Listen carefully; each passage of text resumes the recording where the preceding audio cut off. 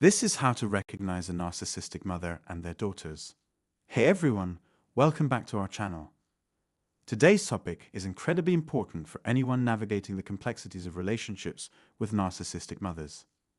If you've experienced the challenges of having a narcissistic mother, you know firsthand the profound impact it can have on your life, especially in your relationships. So, let's dive into it. We're going to explore the two general outcomes for daughters of narcissistic mothers. Understanding these dynamics is crucial. This is how to recognize a narcissistic mother and their daughters. Hey everyone, welcome back to our channel. Today's topic is incredibly important for anyone navigating the complexities of relationships with narcissistic mothers. If you've experienced the challenges of having a narcissistic mother, you know firsthand the profound impact it can have on your life, especially in your relationships. So, let's dive into it. We're going to explore the two general outcomes for daughters of narcissistic mothers. Understanding these dynamics is crucial for your healing journey, as it sheds light on why you may have ended up in relationships with individuals who have narcissistic personality disorder. Before we delve deeper, I want to clarify something. This discussion isn't about placing blame on others. Many times, narcissistic behaviors are learned or inherited, perpetuating a cycle that's difficult to break. Instead, our focus is on understanding the effects of narcissistic mother-daughter dynamics and how they shape your adult life and relationships. So, whether you're a daughter navigating the aftermath of a narcissistic upbringing or someone seeking to understand these dynamics better, this video is for you. Let's uncover the truths and insights that can help you on your journey towards healing and growth. Let's imagine a mother and her daughter. From the moment the daughter is born, the mother showers her with love and attention, seeing her as a reflection of herself. With narcissists, people close to them are seen as extensions of themselves. They crave validation from everyone, including their children. But when it comes to their kids, especially mothers, it's like they expect total devotion. They feel this intense sense of ownership because they see themselves as godlike figures who created this child. They dress them up, show them off, almost like saying, "Look what I've made, a mini version of me." It's all about getting attention back to themselves through their child. They expect this child to be their forever support system, to repay them for giving birth to them. During the baby stage, the narcissistic mother lavishes attention on the child, treating them like a prized possession. But as the child grows, usually around 4 or 5, they start to pick up on things. If they're lucky enough to have positive influences like a healthy father or extended family. And if they don't spend all their time with the narcissistic mother, they might have a chance to develop in a healthier way. As the child grows older, around 7 years old, they start to develop their own identity. This is a crucial time when they should be learning about themselves and becoming more independent. But for a child with a narcissistic mother, this process is stifled. The mother sees any attempt by the child to assert their own identity as a threat to her control. The narcissistic mother wants her child to be just like her, to reflect her own image. So she imposes strict rules on how the child should behave, how they should dress, and even how they should look.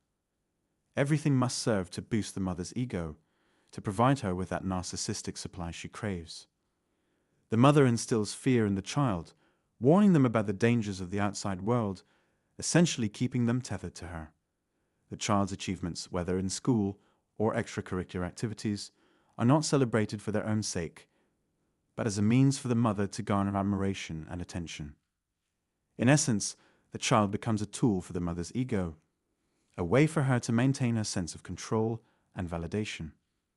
When a child starts to break away and find their own path around age 7, the narcissistic mother often puts up barriers.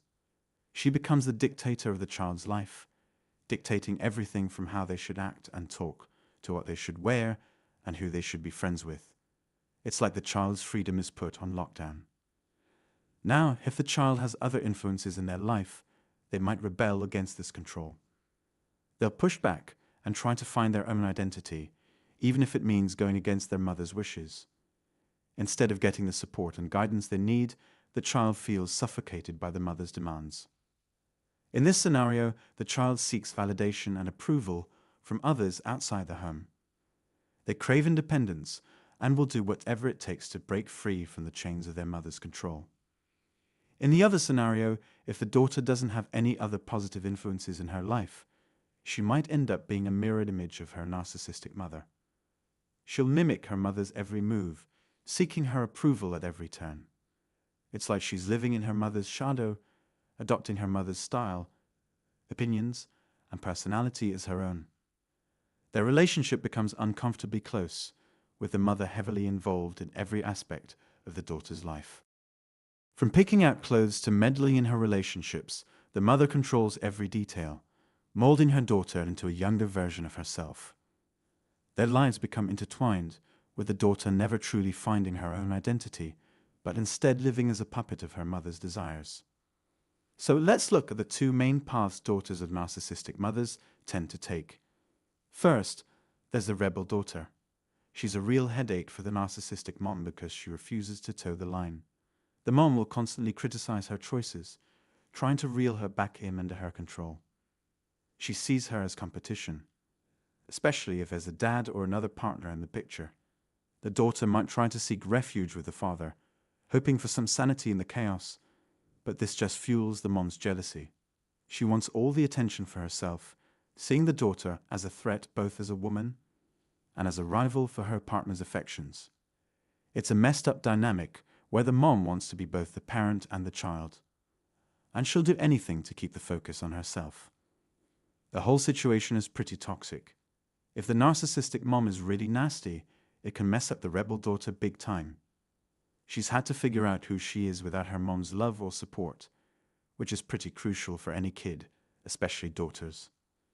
Instead, she might seek validation from her dad or her friends, but deep down, she's missing that sense of security and acceptance that should come from her mom. It's like trying to build a house without a solid foundation. It's bound to shake things up later on. Imagine dealing with constant nagging and put-downs from your mom, all because you didn't fit into her perfect little mold. That's what the rebel daughter faces every day. She's got to fight tooth and nail to be heard in a family where her mom's voice drowns out everything else. But without a solid sense of who she really is, she's vulnerable to all that negativity. On the flip side, if you're the kind of person who went the other way, always bending over backward to please your mom, it might leave you a bit vulnerable in your adult life. Narcissists can sniff out that lingering insecurity, that little crack in your armor where you still doubt yourself. They're drawn to your strength, your personality, but they also see that you're not entirely sure of yourself. And that's their way in. They know they can manipulate you because you haven't fully found your own footing yet. On the other hand, if you're the type of daughter who's always aimed to please your mom, you might end up in a similar situation. You've learned how to toe the line, how to follow someone else's lead without questioning it. You've become adept at putting aside your own needs and desires to keep the peace with your mom. And that skill set can attract a narcissistic partner too. They see someone who's willing to bend over backward for them, someone who's been trained to prioritize their needs above their own.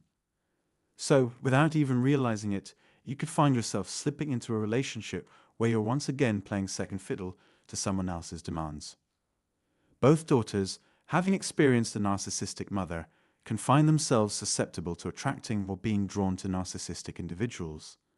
The wounds inflicted by such a parent leave lasting vulnerabilities that may manifest in adult relationships.